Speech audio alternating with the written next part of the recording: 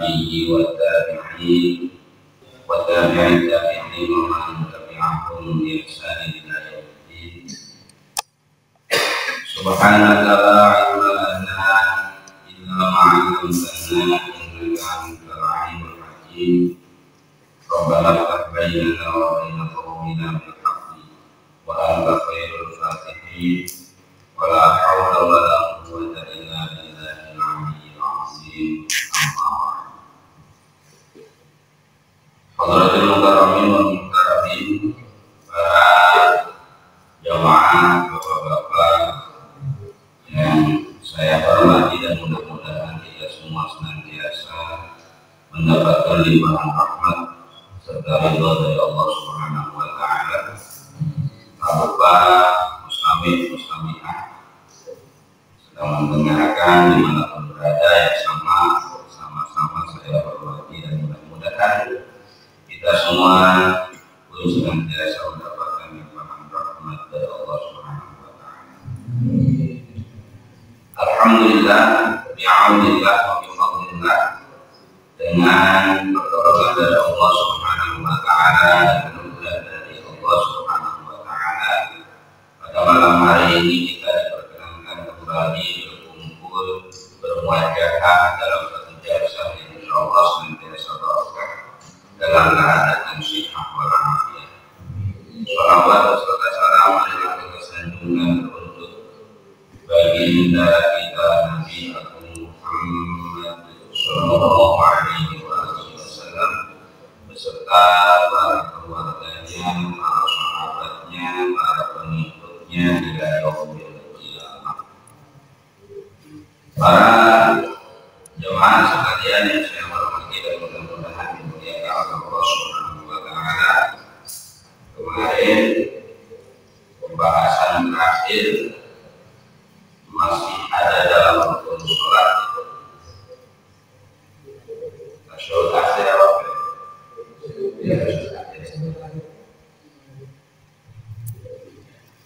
Pembahasan insyaallah akan kita lakukan pada malam hari ini. Qala al-mu'allif rahimahullah wa nafa'ana bihi wa 'ulumihi fi wa dunya wa akhirah. Bismillahirrahmanirrahim. Ats-tsalitsah asyara at-tasyahhudul akhir. Rukun salat yang ke-13 adalah tasyahhud akhir. Sekali lagi, sebagaimana yang sedikit juga sudah dikupas, sudah disampaikan di pertemuan sebelumnya, di setiap sholat rubaiyah ya, atau thulatiyah, di setiap sholat yang sifatnya memiliki 4 rakaat atau 3 rakaat, itu kita punya namanya tasyahud akhir sama tasyahud awal. Posisi antara tasyahud awal dengan tasyahud akhir, ya, tasyahudnya ada perbedaan hukum yang sangat jauh. Kalau tasyahud akhir itu tasyahudnya dihukumi wajib karena termasuk rukun, pun juga duduknya dihukumi wajib karena termasuk rukun. Kalau tasyahud awal tidak, ya. Kalau tasyahud awal tidak, sehingga nanti konsekuensinya pun berbeda. Ya. Konsekuensi ketika orang meninggalkan tasyahud akhir atau tidak duduk di tasyahud akhir, dengan konsekuensi orang yang tidak melaksanakan tasyahud awal itu berbeda. Tidak melaksanakan tasyahud akhir atau al-qunut fihi, tidak duduk ketika melaksanakan tasyahud akhir, bisa jadi sholatnya, ya, bisa jadi sholatnya. Kenapa? Karena tidak melaksanakan rukun ketika melakukan sholat. Rukun di dalam sholat itu wajib, tidak bisa. Ya. tidak bisa. Wa huwa alladzi ya'tibu salamun wa illam yakun lis-shalah tasyahhudul awwalin tasbuhi wal jumu'ah. Yang tidak punya tasyahud akhir, yang tidak punya tasyahud awal, itu sholat-sholat yang cuma dilakukan ya, 2 rakaat, sebanyak 2 rakaat. Tidak punya dia tasyahud awal. Tapi keberadaan tasyahud akhir sendiri tetap hukumnya wajib, rubaiyah, sholatiyah, ya, baik di sholat-sholat yang 4 rakaat, 3 rakaat maupun 2 rakaat semua. Seperti halnya sholat subuh dan sholat Jumat, seperti halnya sholat subuh dan sholat Jumat. Tawil ta'bir bil akhir dari al-ghalib min anna aktsara sholati lahu tasyahhudan. Sebanyak sholat yang dilakukan ya, itu pasti memiliki 2 tasyahud, yang satu sunnah, yang satu rukun. Alias wajib. I'lam anna tasyahhuda arba'u jumalin. Ya, bagi tasyahud itu ada 4 jumlah. Ya, kemarin sedikit sudah juga 17 kalau saya tidak salah. Pertama adalah at-tahiyyatu lillah, ya, penghormatan kepada Allah. Ya. Yang kedua, assalamu alayka ayyuhan nabiyyu wa rahmatullah wa barakatuh. Yang ketiga, assalamu alayna wa ala ibadillahis shalihin. Terakhir, asyhadu an la ilaha illallah wa asyhadu anna muhammadar rasulullah. Ya. 4 jumlah ya, yang ada di dalam tasyahud itu tidak boleh tidak ya, harus dibaca ketika melaksanakan tasyahud. Ya, berarti kalau salah satu dari 4 jumlah itu tidak kita baca, walaupun kita mengerti tasyahudul akhir, ya, hanya sepotong saja kita baca dari 4 jumlah itu, mungkin cuma 3 jumlah atau bahkan 2 jumlah, itu tasyahudnya tidak sah. Kalau tasyahudnya tidak sah, rukunnya tidak sah, berarti sholatnya itu bisa. Kira seperti itu mau para ya. Karena kita melaksanakan sholat itu. Wa syurutuhu tis'atun. Syarat daripada tasyahud, ya, tasyahud akhir itu ada 9. Awal isma'un nafsi bihi. Sama apa? Yang dimaksud rukun yang ke-13 at-tasyahudul akhir adalah qira'atul tasyahud. Ma hiya qira'ah? Apa sih yang disebut qira'ah? Sebagaimana yang sudah pernah dijelaskan ketika kita mengulas tentang qira'atul Fatihah, minimal ya, itu bisa disebut qira'ah adalah isma'un nafs, adalah memperdengarkan suara yang kita keluarkan dari mulut, minimalnya memperdengarkan ke telinga kita sendiri, tidak atau bukan ke telinga orang. Apalagi posisi jadi makmum, mohon maaf, ada beberapa kasus makmum suaranya mirip-mirip imam, tingginya dan ada volumenya.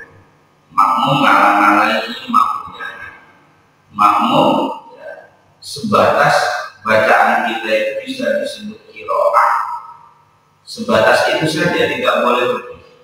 Kalau lebih bahkan bisa mengganggu pendengaran orang lain.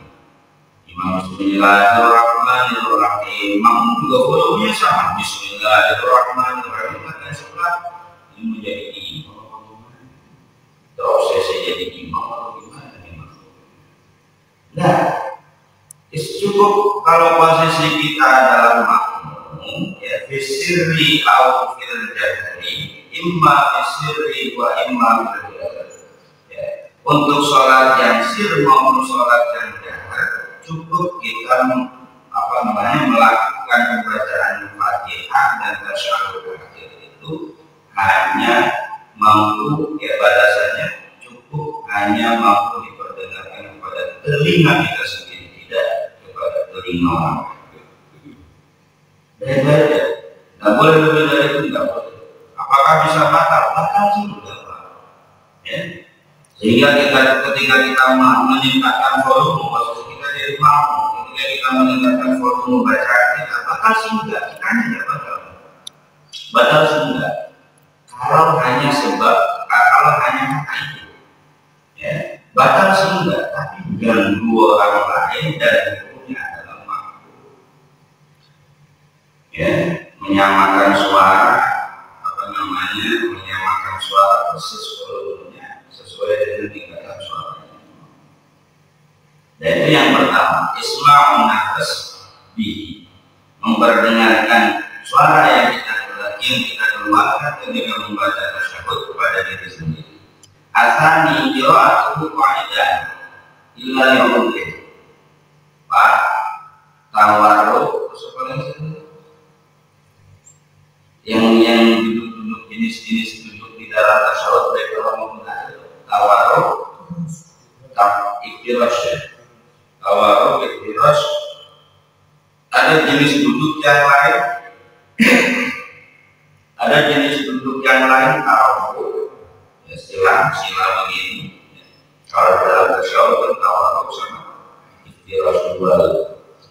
Jenis duduknya bukan termasuk.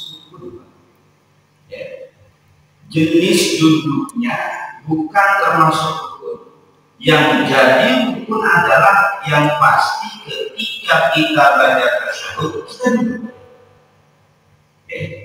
Jenis duduknya mau sila, mau tawarruk, mau tawarruk itu bukan termasuk rukun. Tapi yang jadi rukun ketika kita baca tasyahud harus duduk. Masalah posisinya jenis kamu silakan disesuaikan. Apalagi kalau kita punya mulut, apalagi kalau kita punya mulut besar. Kemarin yo alami sendiri kita kayak dengan jempol nggak bisa begini, nggak bisa ditekuk apalagi begini sakit. Atau ada kita punya encok atau rematik atau bisul bisul disesuaikan saja sudah gimana enaknya, asal posisi tasyahudnya ketika kita baca tasyahud itu posisinya tetap duduk, ya tidak boleh berdiri, jongkok atau yang harus duduk. Ya. Soalnya memang di mobil senyamannya, kalau memang ada mobil senyamannya, sebisanya senyaman. Yang ketiga, ayatun bil arabiyyah bil qadir 'alaiha wa bil ta'allum. Yang ketiga adalah bacaan tasyahud harus kita harus kita baca dengan bahasa Arab. Pak, kalau kita flashback sedikit ke bahasa qiraatul Fatihah. Pertama, memang baca Fatihah yang menjadi rukun di dalam sholat. Qiraatul Fatihah itu baik dengan talqin, ya, ataupun dengan alor. Talqin itu didikte, ataupun dengan alor itu melihat. Praktek melihatnya itu bisa jadi di hadapan kita, di hadapan pengimam itu ada mushaf, ya. Bisa kita nalor antara kita berdiri, orang yang sedang sholat dengan mushaf itu sekiranya ya matanya masih normal, masih kelihatan. Bisa dengan cara nalor seperti itu, bisa dengan cara nalor memang ada aplikasi sekali membuka, sekali mau buka, bisa Pak. Tapi catatan kalau ada gerakan ngambil terus naruh lagi 3 kali berturut-turut dalam satu rukun apa enggak? ngambilnya ya. Kalau nyekolnya sih kan cuma jari doang. Kalau nyekolnya cuma jari doang, jari aja yang gerak dan jadi masalah mau sebanyak apapun sama kayak itu garuk kan begitu kemarin ya. Garuk itu ya kalau kita ada yang gatel kalau cuma jari-jari kok mau sebanyak apapun yang pasti jangan sampai berdarah. Mau sebanyak apapun, mau selama apapun silakan. Tapi kalau garuknya begini aja, ya 1, 2, 3, 4 ini dari 3 kali berturut-turut dalam satu rukun itu gerakan yang lemah. Kalau gerakan kita masuk kategori gerakan lemah. Nah kalau gerakan kita sebetulnya itu masuk kategori gerakan yang keras, sudah banget tanpa kita sadari perasaan sih gerakannya gerakan lemah, tapi dalam tuntunan bukit ternyata gerakan yang kita lakukan adalah gerakan yang sudah otomatis batal walaupun cuma satu kali. Sama ketika menonton ke HP misal ke layar HP kita membaca apa yang wajib tentunya ya. Kalau yang sunnah sih ngapain repot-repot baca dulu bapak selesai ya. Susah-susah pak, nggak usah repot-repot, nggak usah panjang-panjang sholat, bacaan sholat yang sunnah. Udah kita ngambil akal sunnah saja. Bismillahirrahmanirrahim. Beres sholat, Bismillahirrahmanirrahim. Yasin, Allahu Akbar. Kenapa mau boleh? Kalau hanya sekedar untuk kejar sunnah, main lama-lamaan baca surat terus kudu beresiko melakukan gerakan-gerakan nyampe dewa. Kalau bacaannya ini bacaannya kecuali memang kalau bacaannya bacaan yang wajib. Kalau Al-Fatihah kemarin dicontohkan, kemarin sedikit dijelaskan, bisa bin nazar itu bisa dengan ada mushaf di hadapan kita, bisa juga dengan melihat aplikasi Al-Quran di dalam HP. Yang kita usahakan kalau memang betul kita belum hafal. Oh nggak ada HP, nggak punya HP atau nggak ngerti HP, bisa ditalkin. Gitu.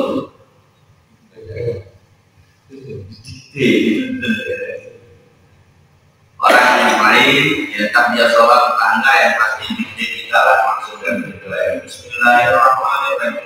Bismillahirrahmanirrahim sampai walau itu mengikuti dia ini bisa. Yang pasti harus atur. Oh nggak ada yang seperti itu, nggak ada yang dikte, nggak ngerti HP, nggak ada katakan mushaf yang bisa kita lihat dan lain sebagainya. Kalau memang dia nggak punya mushaf di rumahnya terpencil jauh kemana-mana, tetangga yang paling dekat ada 5 kilo misal. Kalau nggak ada itu udah ada. Ini kalaupun ada misal. Dan dia nggak memang sulit untuk belajar, bukan nggak mau belajar, sulit untuk belajar bisa kalaupun masih ada.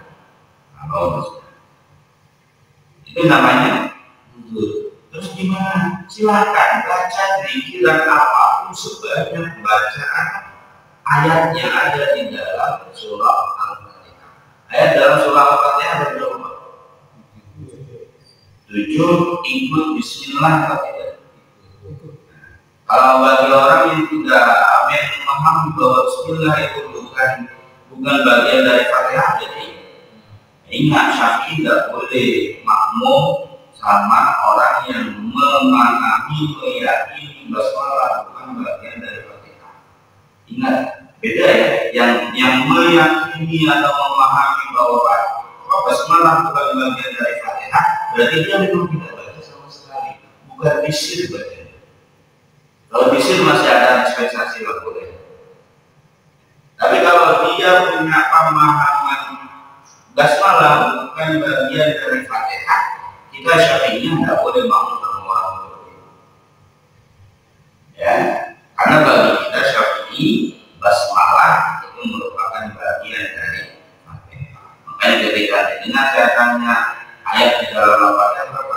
7. Ikut Bismillah ya. Ikut masuk Bismillah masuk dalam ayat. Berarti Kalaupun ada orang yang sebagaimana yang tadi saya gambarkan, hidup tidak di apa namanya di wilayah terpencil, dia rumah dia sama tetangga paling dekat itu minimal 5 kilo, paling dekat. Apalagi sampai yang disebut gunung nanti.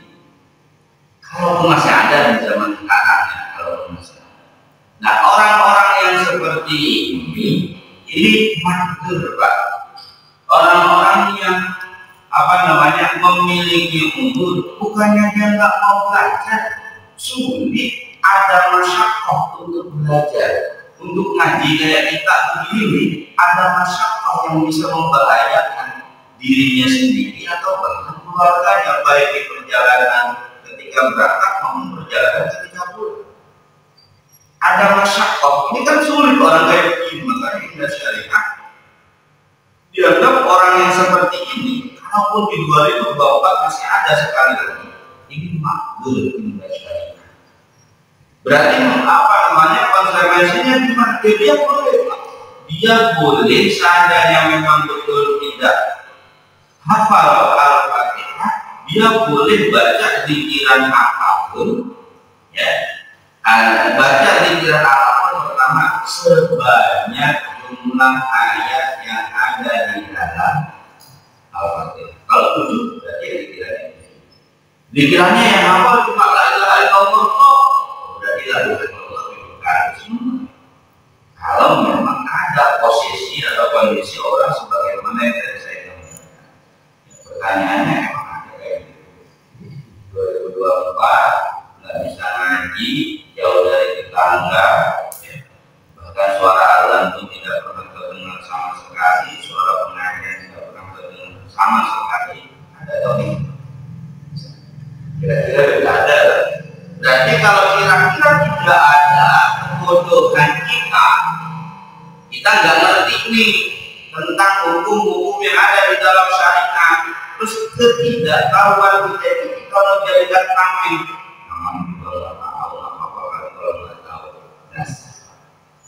Jahil kita itu bukan jahil yang makhluk anhu.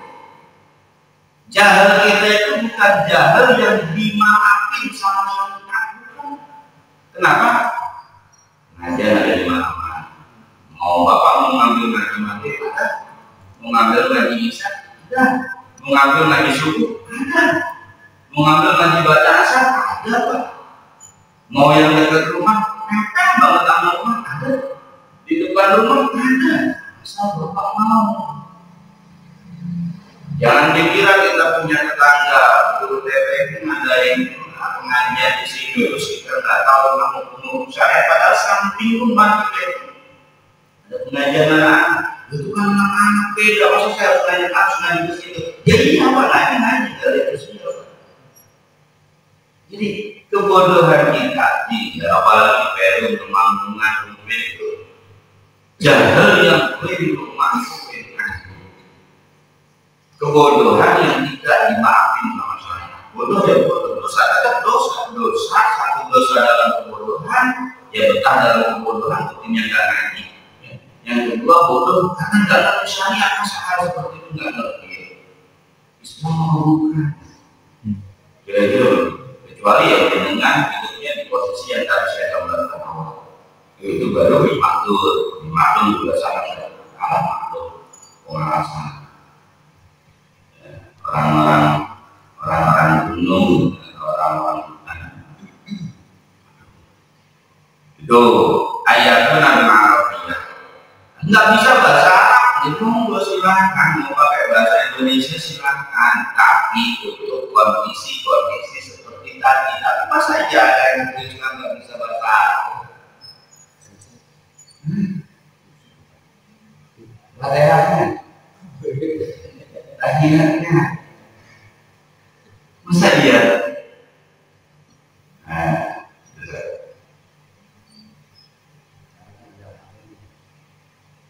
Iya, sekarang memang ada latihannya, tapi bukan apa namanya itu diperbolehkan kalau memang kita betul-betul tidak bisa bahasa Arab.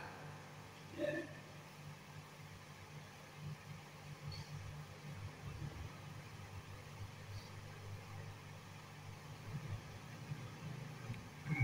Sudah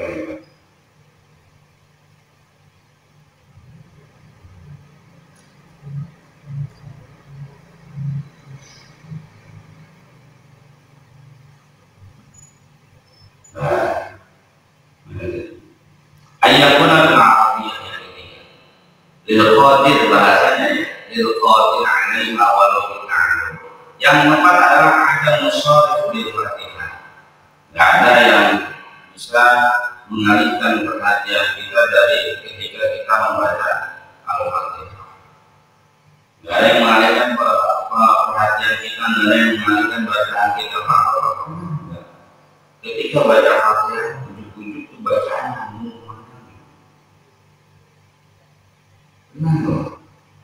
atau kadang baca Fatihah ujuk-ujuk bacaan mana atau diulang-ulang sehingga mogok. Nanti syarat yang selanjutnya itu selain daripada anda mushollah adalah al-mu'alah.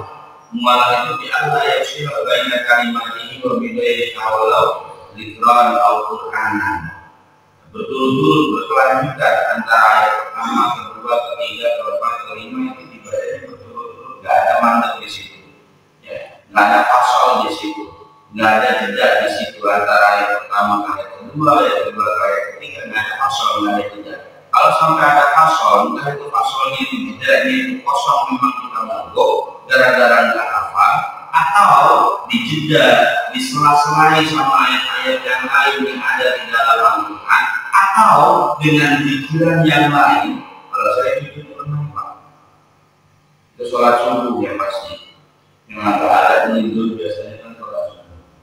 Baca-baca Al-Fatihah.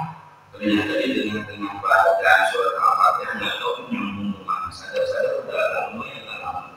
Satu ayat dua ayat saya baca apa? Ini diulang. Itu kan fasal, sehingga yang menyebabkan kita tidak fokus sama bacaan Fatihah. Ya, ada wujud syarif, ada peralihan dari fokus kita terhadap bacaan Fatihah, sehingga berakibat adanya fasal antara ayat yang satu dengan ayat yang lain di dalam surah Al-Fatihah. Itu tidak sendiri. Ya, kalaupun itu terjadi harus diulang dari awal. Ya, kalaupun itu terjadi harus diulang dari awal. Dan itu walau bukan ada musholeh atau misalnya adalah musholeh. Lanjut yang keenam, mura'atul hurufi wa la yajuzu indal lafzil aqal min at-tasyahhud. Jaga huruf-huruf yang ada di dalam Al-Fatihah. Bismillahirrahmanirrahim.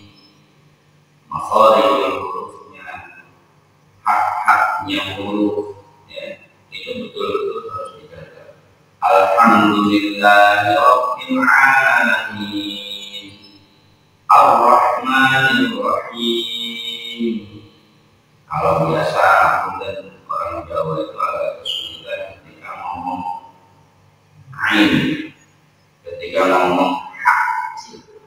Orang Sunda kesulitan ngomong lo, ngomong zai, ngomong dal, ngomong dal, ba. Mungkin silakan kalau orang Sunda itu bisa ba. Tapi kalau orang Jawa ba itu kebetulan ba. Yang benar Jawa enggak Sunda. Di tengah-tengah itu bagaimana?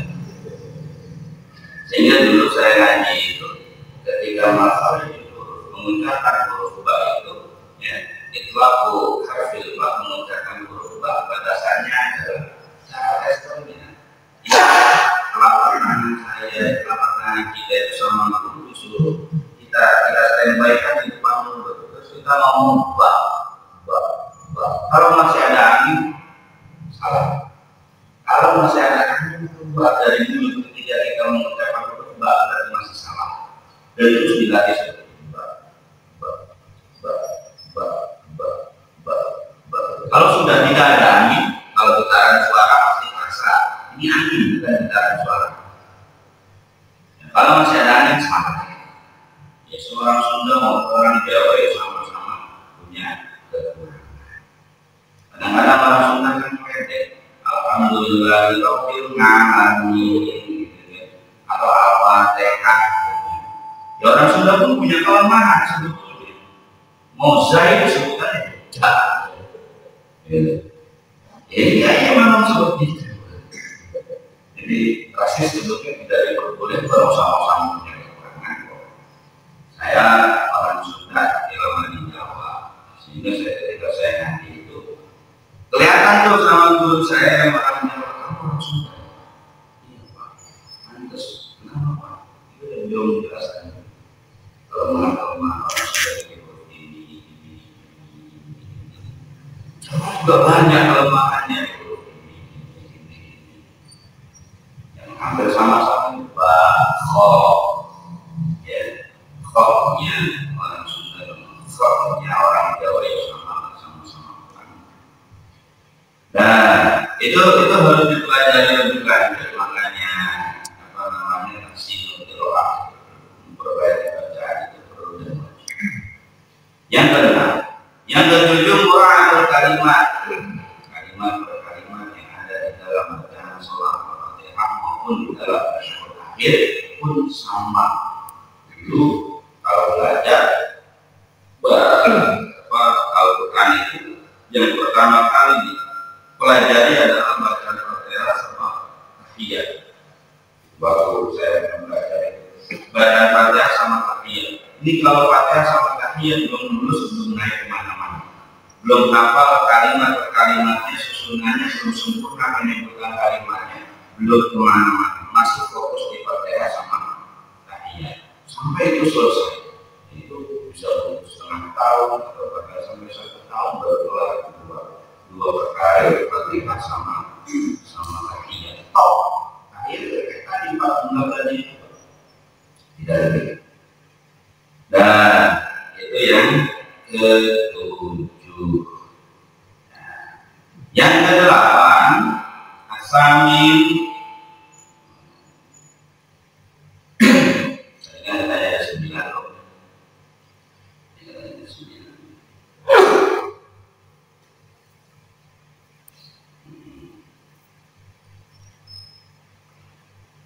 Yang ke-7 tadi apa? Harus menjaga kalimat per kalimat. Yang ke-8 adalah menjaga tasbihnya Pak. Salah.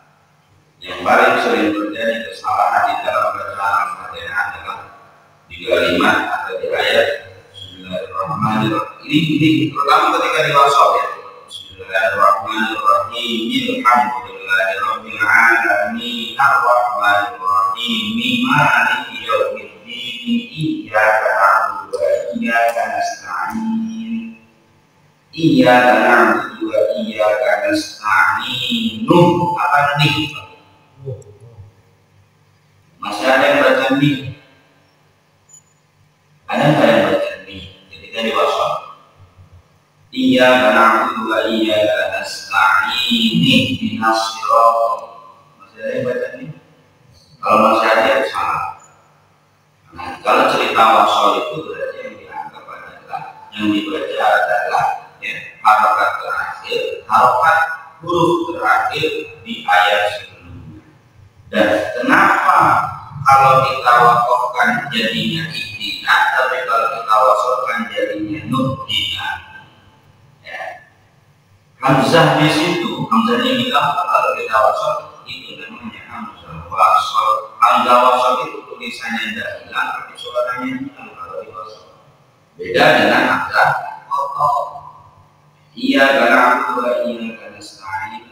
Rahmanir-Rahim. Maliki yaumiddin. Iya. Maliki yaumiddin. Iya. Itu kalau di wasal. Ya. Kalau di wakaf, Maliki yaumiddin. Iya sama loh. Hamzahnya sama-sama ada baik di wasal sama wakaf. Dan itu namanya hamzah kotor. Ya. Perlu. Jadi jangan sampai salah baca. Begitupun hamzah-hamzah atau tasbih-tasbih yang ada di dalam at-tahiyyat. At-tahiyyatul mubarakatus shalawatut thayyibatul lillah. Hamzahnya wasal semua ya. Kenapa hamzahnya at-tahiyyat dibaca? istinaful kalam, Pak, karena jalur melarang kalam.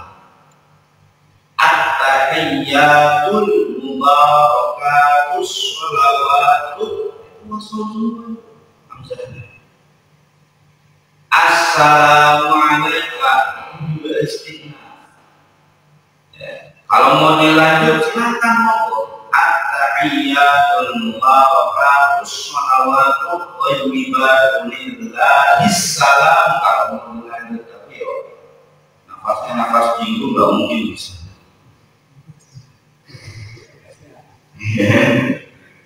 Nafasnya nafas Samsul pun nggak mungkin bisa. Dan kepanjangan satu panjang, ya enak itu standar satu jumlah wakof, dua jumlah yang kedua wakof, jumlah yang ketiga wakof. Jadi potong-potong begitu banyak. Nah, yang ke-8 mura'atul tasydid, juga mura'atul hamzah.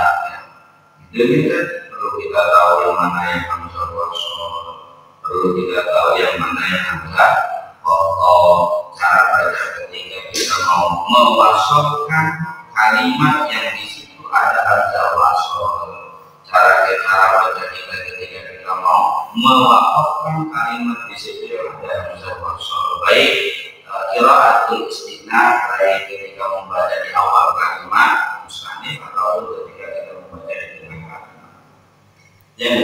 Yang ke-9 adalah tartib, nggak boleh diadakan. Jadi sering ulang, nggak boleh diadakan, nggak boleh ada apa tadi itu sorry, nggak boleh ada fasl, nggak boleh diadakan. Ayat pertama, terus ayat kedua, terus ayat ketiga, ayat keempat, ayat kelima. Jumlah pertama, beres jumlah pertama baru jumlah kedua, jumlah ketiga, jumlah keempat. Terus kemudian sholawat kepada Nabi sebagai tahiyat akhir atau syahadat. Dan dilanjut dulu. Ar-Rabi'ah Asyar yang ke-14 adalah al-qunut fihi, duduk sebagaimana yang tadi dari pembahasan. Yang ke-15 rukun sholat adalah as-sholatu ala Nabi sallallahu alaihi wasallam yang membaca sholawat kepada Nabi Muhammad sallallahu alaihi wasallam ketika tasyahud akhir. Jadi bacaan tasyahud itu cuma 4 jumlah tadi. At-tahiyyatul mubarakatus sholawatut thayyibatun lillah. Assalamu alayka ayyuhan nabiyyu wa rahmatullahi wa barakatuh. Assalamu alayna wa ala ibadillahi sholihin. Asyhadu an la ilaha illallah wa asyhadu anna Muhammadar Rasulullah. Kita syukur. Selebihnya sholawat, terus kemudian doa-doa dari kanjeng Nabi yang mutawatir dari kanjeng. Yang ke-16 adalah salam yang wajib, itu salam yang pertama. Bapak sering enggak? Ada kita lah, mungkin salah satu di antara kita ada yang ketika salam pertama itu ada niat keluar dari sholat. Ada yang pernah? Ada pernah? Niat keluar dari sholat, niat khuruj anis sholat. Menurut sebahagian riwayat itu bagian dari rukun. Menurut sebahagian riwayat itu bagian dari rukun sholat. Makanya rukun sholat itu ada 13, 14, 15, 17, 18, 19. Kamu pakai yang mana? Kalau pakai yang 19, niat khuruj itu minta rukuni, bagian dari rukun. Niat keluar dari sholat ketika kita salam pertama, ya, itu wajib hukumnya karena termasuk rukun. Khusyuk wajib hukumnya karena termasuk rukun. Kalau kita pakai pendapat mengikuti pendapat rukun sholat 19. Kira-kira kalau 2 poin ini termasuk rukun secara mutlak, Pak, sholat yang sampai saat ini.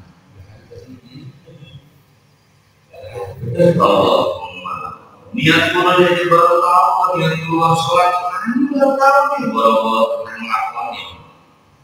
Wah, ada ya niat keluar dari sholat. Dan niat masuk untuk sholat kan ada. Sholat di fardu, alibi, sholat di fardu, isya dan lain sebagainya. Pernah kita melakukan niat keluar dari sholat?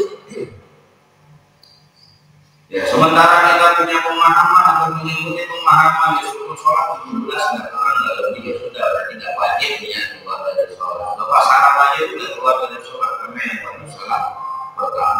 Sehingga konsekuensinya ketika salam pertama sempurna, ingat, ketika salam pertama sempurna sudah kita lakukan, kok batal?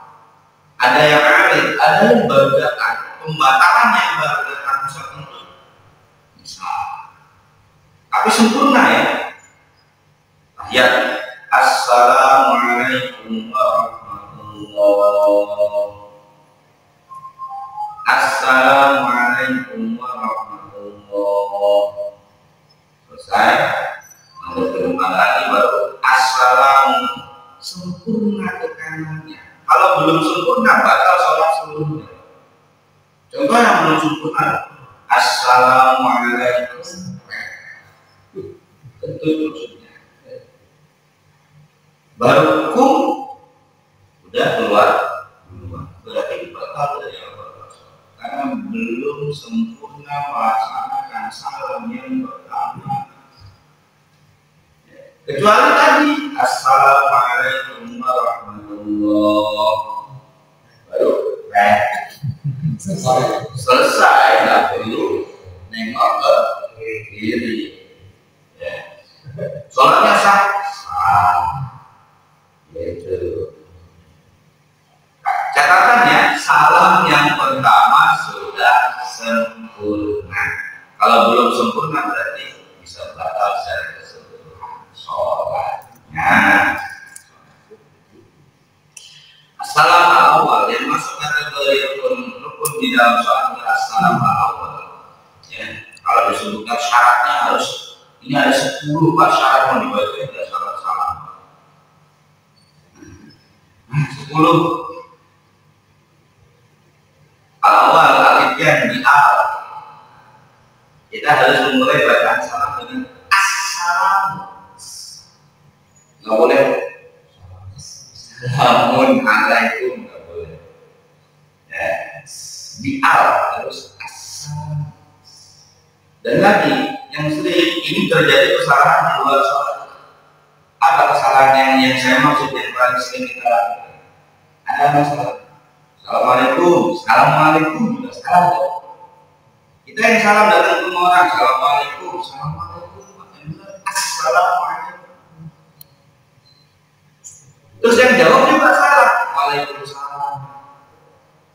Yang benar, waalaikumsalam. Itu masih penting lah, kesalahan bisa terjadi di luar sholat. Nah, kalau di sholat mentang-mentang kita terbiasa assalamualaikum terus kita pas salam sholat enggak mulai dengan assalamualaikum warahmatullahi wabarakatuh. Ini enggak sesuai syarat salam. Di sini disebut wasyurutuhu asyratun. Syarat salam itu 10. Kalau enggak sesuai dengan syarat salam kita mulai assalamualaikum warahmatullahi wabarakatuh. Enggak ada aslinya ya. Siapa yang pernah belajar? Itu harus diulang 4 kali. Alif lam.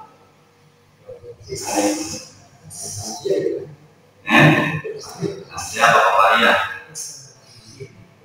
Sama siapa Maria?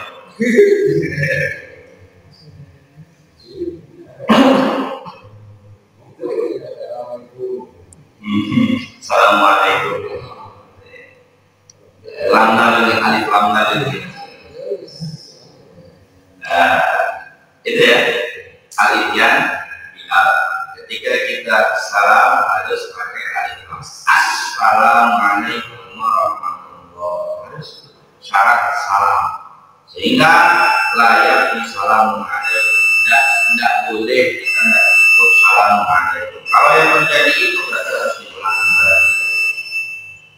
10 banyak. Ini ada pertanyaan nggak kira-kira? Kalau ada pertanyaan kita sudahi saja. Lumayan ada satu atau 2 pertanyaan. Apa mau diselesaikan? Selesai? Serius?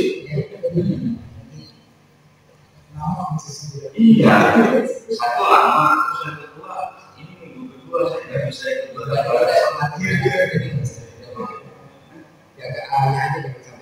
Dipilih aja dulu ya, dilanjut nanti ya.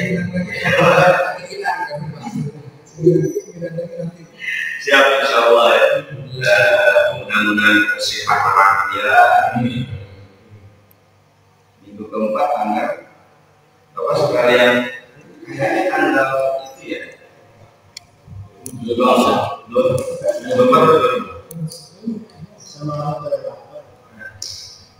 25.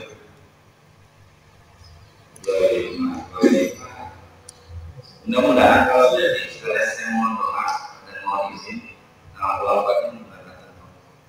Alhamdulillah. Sekalian mohon doa, mohon izin juga. Iya. Jadi kalau 24 berangkat, berarti 25-nya saya izin mohon doanya pertemuan. Jadi ada pertemuan ini belum? Ada pertemuan yang juga.